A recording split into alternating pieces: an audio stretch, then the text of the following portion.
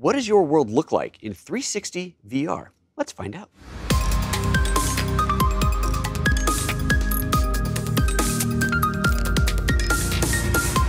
Good morning and welcome to PhotoJoseph's Photo Moment, the first live 3 times a week show here at youtube.com/PhotoJoseph every Monday, Wednesday, Friday, 9:30 a.m. Pacific, except for next week. Next week, I'm sorry to say, we're going dark. I've got a project that I have been putting off with this idea in my mind that I'll just work on it in the afternoons. Isn't happening. I need to basically shut down all other production so I can do this production all next week. So Wednesday's a holiday anyway here in the US. It'll be 4th of July next week, and so we'd be off anyway. So we're just going to shut down the whole week. If I can sneak in a release of some edited thing, I'll do that, but don't count on it. I'm sorry to say this will be the last show for a week. But when we come back, we'll have lots of extra fun when we come back. So bear with me while we get through this. It's a project for lynda.com.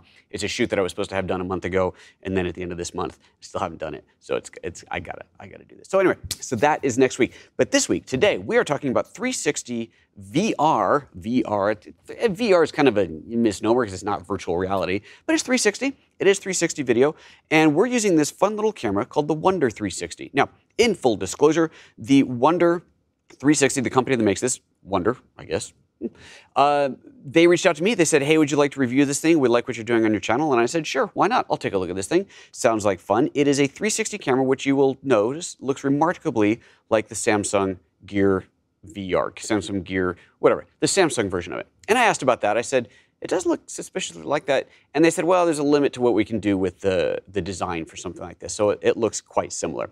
And that's fair, right? Because you have two 180-degree cameras, one on either side, and those do have to be, one way or another, held in a way that is not going to get in the way of your hand. You're not going to see your hand other than being down below where you're holding it. So it's just what you do here. You hold onto the camera like so, or you can put it on a tripod, and it sees the world around it.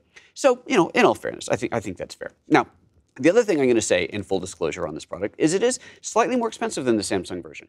We do have a 10% discount, which helps. There's a link down below to the product, or just go to photojoseph.com/Wunder360. That's Wunder with a U, and that will take you to their sales page. And if you use the code PhotoJoseph, you will get 10% off. So I'll tell you that right up front. You can get a little bit of a discount on there. I as well will make a little bit of money if you decide to buy through there. When I asked about its competitive advantages, they said that there are software and hardware advantages on this camera over the Samsung version. Now, since I do not own the Samsung version, I cannot verify those claims. So I have not done a side-by-side. So you will want to do your homework, do your reviews. But if they are, in fact, if it is, in fact, a better unit, then by all means, it'll be worth the extra money. If it isn't, then maybe it isn't. I have not made that comparison, and I probably will at some point, because I'm having fun with this whole 360 thing, and I think it's something I'm going to do more with. In fact, I'm talking to a school about doing a project in 360, which, if that works out, will be quite a lot of 360 stuff going on. But if you are interested in dabbling in it, or just interested in knowing more about it, then this video right here is a good place to start. So today we're focusing on video specifically. This camera will actually do quite a bit. It does 360 VR. I should stop calling it VR, but it does 360 video. It'll do 360 stills, which you can transform into a variety of things. The tiny planet pictures, you've seen those before. You can do that sort of thing with it. It does live streaming, which I was thinking about live streaming today's show, but then I couldn't show you the other things I wanted to show you on it. So we will do a live 360 stream at some point. It'll go live to YouTube, Facebook, that sort of thing. It's got a 9-axis stabilizer. That's pretty impressive. It's a very, very stable. Again, I don't know what the competition has, but it's got a 9-axis stabilizer. That's a lot of axes. And overall, it's just kind of fun and cool to play with. So it does video, does stills, does time lapse, does all kinds of fun things. And that all is controlled via your phone. Now, here's another little anomaly that is a bit weird. I have an iPhone 10.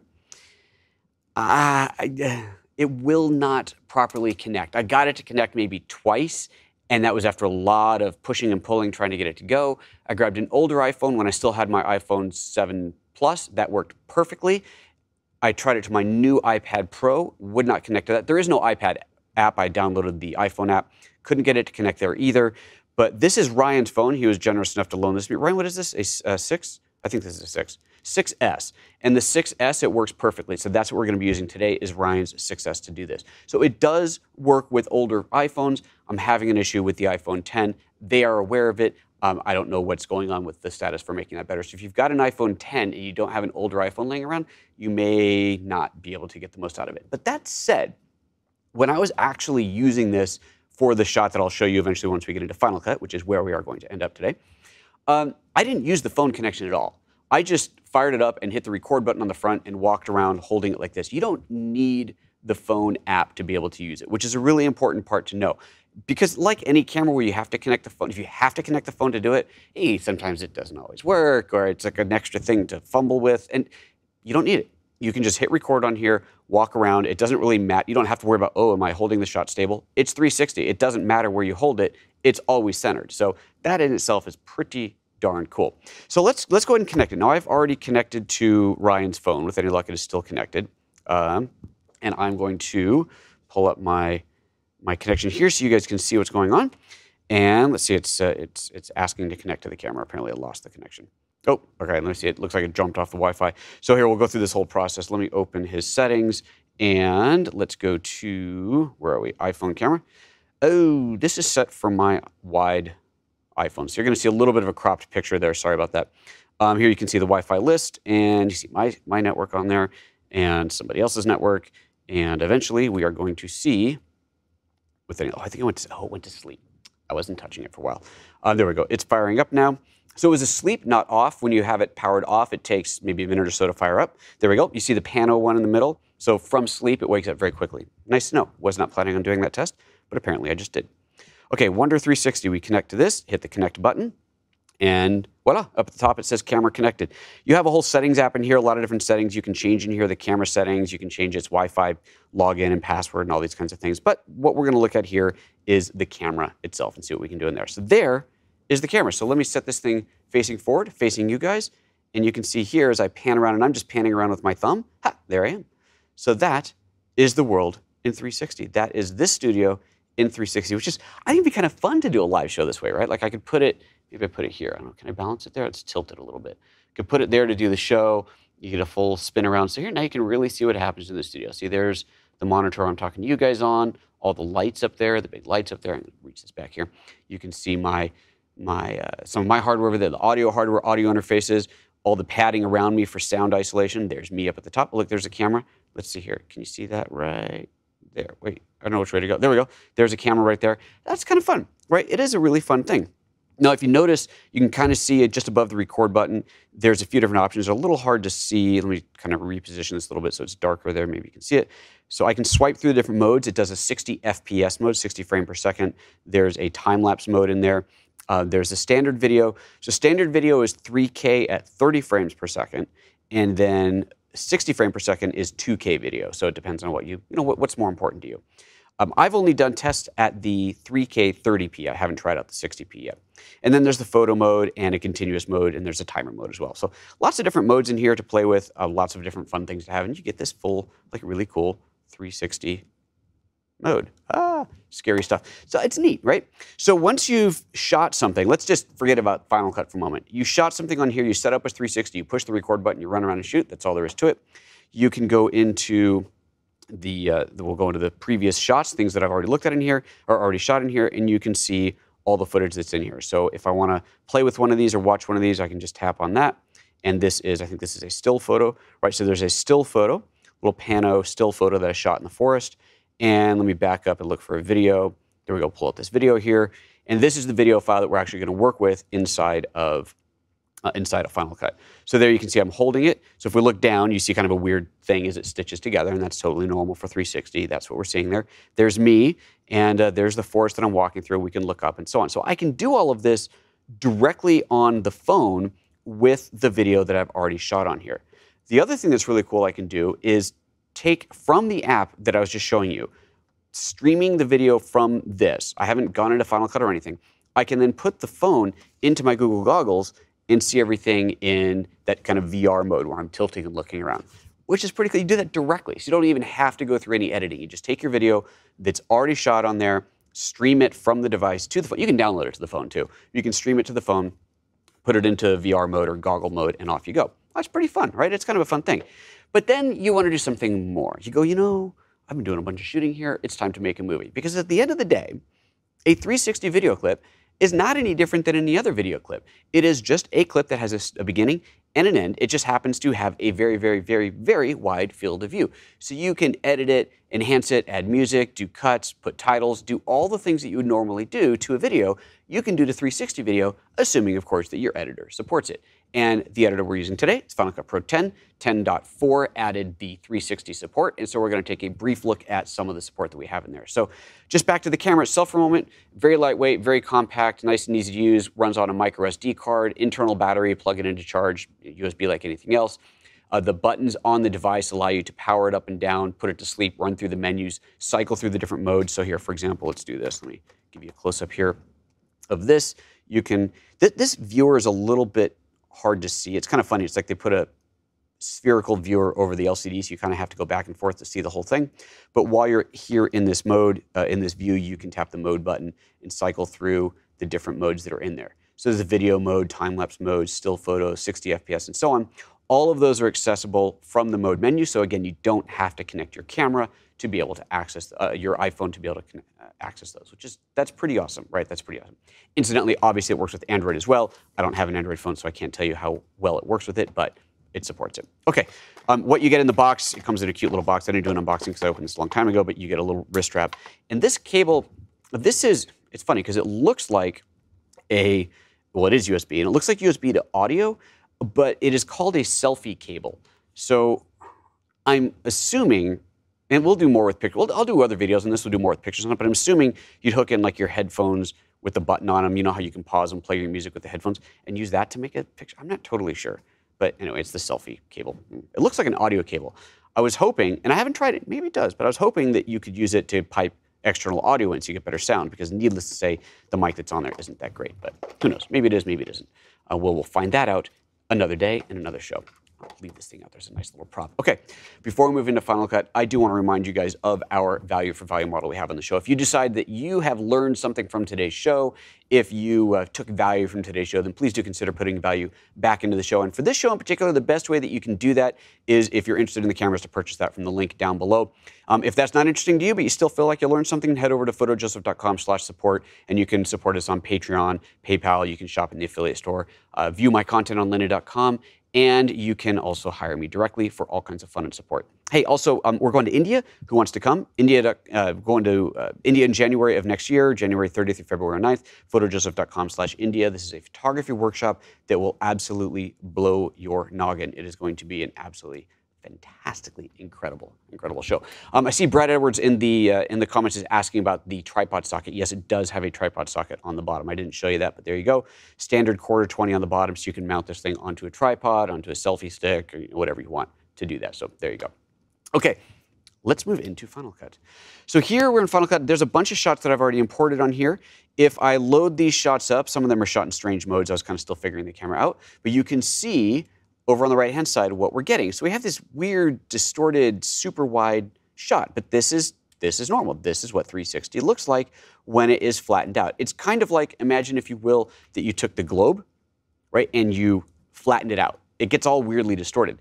That's what this is. It's just not the outside of the globe, it's the inside of a globe, right? You're inside of a sphere, right? You're standing inside of the sphere looking around. I'm now going to take that spherical thing and stretch it onto a single rectangular platform, a plane.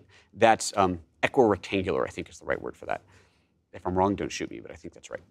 Okay, so back to this. So there's the shots, and you can see we have these different shots in here. I put this thing on when I went to the Wild Animal Park a while ago, I put this thing on there to drive through, and I haven't actually really looked at this. It's such a wide field of view. I don't know that it's all that interesting because none of the animals got super, super close, but you could do something like that. I just mounted it on top of the car. But the shot that we're going to play with today is this one here, the one that I just showed you before in the forest. And I'm going to add this to a timeline. I'm going to create a new timeline. But before I do that, I wanted to show you in the inspector here, in the browser.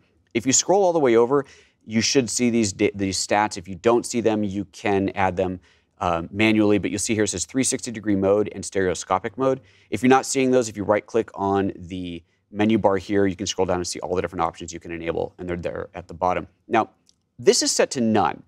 I was watching a tutorial that said you had to set it to equirectangular, and you can see there are 4 different types of distortion in here. There's fisheye, back-to-back fisheye, and cubic. And you would think this is back-to-back fisheye, but what I've found so far, and this is the only 360 camera that I've played with. It didn't matter.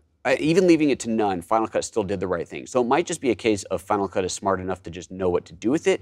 It might be a case of this particular file type, it doesn't matter. I don't really know. But if you're playing with 360 footage and it is not looking right, go under the 360 mode in there and look for that and see if that is set the way that it should be, or try different modes and see if you can get it to look right. So let's create a new project. I'm going to hit Command-N. I'm going to call this, we'll just call it 360 Show. And you can't use automatic in this case. You're going to have to go manual. If you set it to automatic and you drag a clip on, it's not going to set it up right. So you got to go manual in here. So we go into Use Custom Settings. Under the video format, you're probably by default going to be at 1080 or 4K. You want to set it to 360. Resolution. So this is interesting. It's 3840 by 1920, which is clearly 4K, but that is not what this camera is. It's 3K. And there's nothing lower than that. So I suppose I could go in and do a custom one that is the exact right aspect ratio and size. For this, I just left it at its 380 by 1940. And then the frame rate was actually 30p coming off of the camera. You want the projection type to be set correctly. It's probably going to be monoscopic, so we just leave it at that. And that's it, and we hit OK. 360 Show already exists. Good job. 360 Show 2. And hit OK. So now we have a blank canvas there ready to go. So I'm going to take my first shot and just drag that onto the timeline, like so. And that's all there is to it. Now, at first, what we see over there in the viewer is a very strange view of the world, but that is the shot. So that is the shot wrapped in a different way than what we were just seeing it, but that is our 360 view. Where this gets interesting, though, is trying to actually edit your show like this would be a little bit hard. You want to see what your audience will see. So there's a view for that. So let's go back up here to the View menu, and I can enable the 360-degree viewer. I'm going to go ahead and hide that browser to give some space. And now I've got my full 360 viewer in there. I've also found that if I open the inspector here, there is, under the Video tab, there's a 360 transform button. If I turn that off, I am going to see the footage in the format that I want it to be. I actually left it off on the project that I edited and uploaded, and it all worked fine. So this is not a how to do 360 editing in its entirety in Final Cut. There's a lot to this that I don't yet understand, but I've been playing with it a little bit and have discovered some things that, at least for this type of footage, don't really seem to matter. Who knows? But anyway, let's get back to it. So we're going to just leave it like this. It's easier for me to see what's going on. And what's really cool over here on the left-hand side is this is my virtual viewer, if you will. This is what I would see through the goggles. Without affecting the shot itself, I can click and drag on this view to move around and see what the camera would see. And you'll see underneath here it says viewing angle, and it shows where I've angled this to, how I've adjusted this. If I go to the settings menu up here, you'll see that you have the option, if you have one, to output to a VR headset. Needless to say, I don't have one of those, but if you have one, you could. You have show overlays, which is that data that I was just showing you down at the bottom, and then you have a reset button. So if I just go reset angle, it just takes me back to where I started. If I drag it around and I'm kind of lost, don't know where I am, I can just go up here and say reset, and it brings me back into place. I can also change my field of view in here, and this is just for the preview. This has no effect on the actual shot, but this is just for the preview, so I want to get a little bit wider, a little bit farther zoomed in shot, so I can do that. We're just going to go ahead and reset that like there.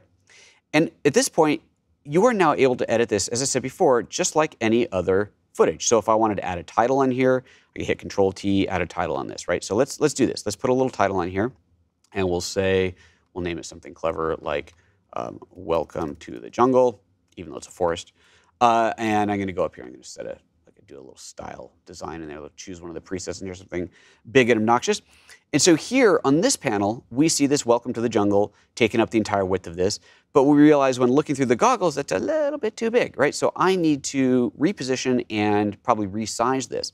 And this is really cool because I can drag this around and position it wherever makes sense. So I'll just put it underneath my face in there. We're seeing a little bit of the distortion happening there as it wraps around that 360 sphere. I can make it bigger or smaller. Let's make it smaller so you can actually see the text in one whole view. So there we go, like so. And I can add transitions to this just like any other text. So let's go in and I'll go to, let's go to movement. I'll use one that I've been using a lot lately called slide. Let's see here, where's slide? There it is.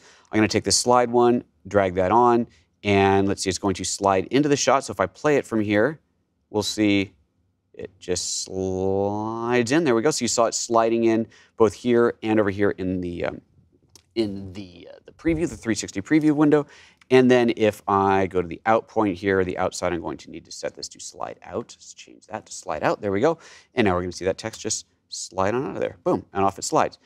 If I want to reposition where that text is, you already saw, I can just click and drag on it like any other text and put it wherever I want. If I wanted this hiding up at the top, I want to put a little hidden message up at the top or the bottom of the video, I can do that. Put it off to the side, put it wherever you like. It's up to you. Stick it wherever you'd like in there. Oh, incidentally, I did forget to show you one thing here. If you look at the, actually, if we enable, let me see if we do this, enable the 360 transform, is that where this is? Well, now I am confused. There was, to use on-screen controls, turn off 360 transform. Okay, there we go. 360 transform off. Interesting. Okay, there should be a 360 button on here that allows me to reposition this that is not showing up right now, and I have no idea why. Huh, interesting. I'm going to try one more thing real quick. This is the fun of doing live, isn't it? Let's take one more shot, add that to the timeline, put that on there, and it's not showing up there either. I have no idea. There was, when I was playing with it earlier, there was another 360 positioner here, and what that did, let me just delete this and kind of clean this up a little bit. What that did was it allowed me to recenter the position. So if, for whatever reason, my head was up here as the center of 360 just because of how I was holding the camera, I could reposition it down to wherever I wanted. There's a little dialog that showed up under here that is not there, so clearly I have screwed something up and it's gone. But anyway, so let's go back into this. So we've got our title on here. We can do standard edits, right? I can go in here and I can do an edit point. let's cut a piece out of this. I could add a transition into there. I can do anything you would normally do in editing, and we're going to see that happen in 360. So I'm looking up and suddenly I'm transformed, fading into looking down. So it's all your standard editing is in there. I can even add music, right? So I can go into my browser here. Let's go take a music file, add this onto here, and now I've got music behind my video. So all of this stuff, I think you're hearing it. Yeah? Oh, there we go. So you can add music to your video just like any other video. It's no different than doing any other video editing except that you're in a 360 spherical space. So basic cuts, transitions, dissolves, text layers, music, color grading even, you can do all that in there. It's just a video file. It's just a video file that happens to be wrapped inside of a 360 sphere. So that's what I wanted to show you today. Now I have done a little bit more work than I just did here with a proper title on it and some music properly edited that I've already uploaded. We're gonna link to that up here, and I've uploaded 2 versions of it. Check them both out. So one of them is uploaded as 1080, as HD. It's not 920 by 1080, but it's 1080 tall. We've done it in HD, which is a little bit smaller than 3K. The other one I've rendered out at its full 4K, which is now a little bit bigger than 3K. Take a look at them and you can decide what's better. You're going to see that this is not the cleanest footage in the world. And even though there's sufficient light, I think a big part of it is there's a lot going on with the trees, all the little leaves.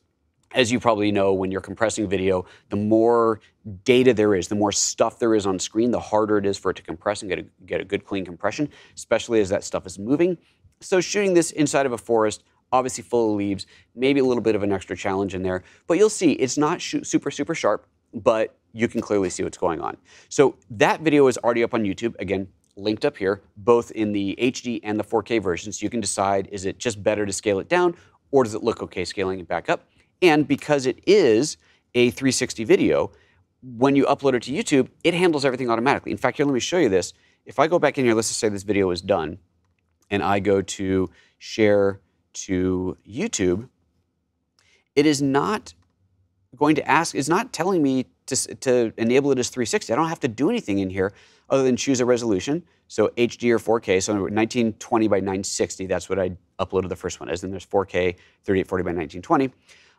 You know, you can choose your better or faster encode, set your privacy, but there's nothing in here about 360. And so when I first uploaded it, I'm then going over to YouTube trying to find that 360 video. Well, where is it? It's got to be right here somewhere. There's got to be a 360 option. There has to be something in there. Well, there isn't. YouTube just does it automatically. It recognizes it, I suppose because of the aspect ratio. Maybe there's a metadata flag in there, but it does it automatically. So this is pretty cool, right? So if I go, I'm going to open up the video on my iPhone, and I'll show you how this looks.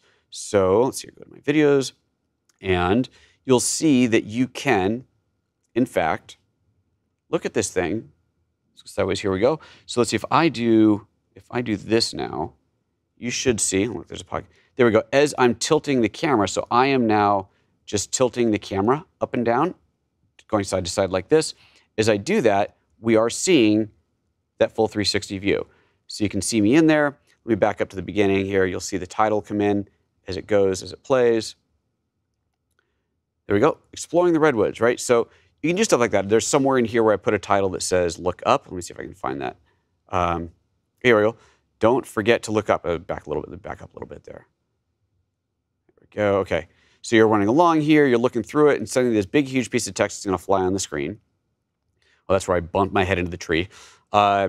Big, huge chunk of text, there we go. You go, what does that say? So you turn, you go, oh, don't forget to look up. Okay, so when I look up and see, whoa, look at those trees up there. All right, this is fun. It's fun. It's a little goofy, but it's fun, I gotta admit. So there you go. That is the 360, the Wunder360, and doing a little bit of editing in Final Cut. Again, the videos that I've output are online already, so you can check those out by just clicking up here on the little eye up there, and that will show you those. And that's that. So with that, ladies and gentlemen, we're gonna wrap up the show. We're not gonna do a Q&A today because I've gotta get going. There's not a huge audience today because of our little glitch in the beginning. I did answer Brad's question about the tripod socket, so we got that covered. And other than that, we are going to bail out of here. So thank you very much, everybody, for tuning in today. I hope you had fun. Remember, next week, we're dark. We're not gonna be on live next week because I've got another production I have to do, but we will be back in force after that, assuming that no one breaks my studio, which sounds like it's happening over there. All right, everybody, take care of yourselves. Have a lovely weekend. Have a great 4th of July. Shoot those fireworks and enjoy yourself. Take care. Bye-bye.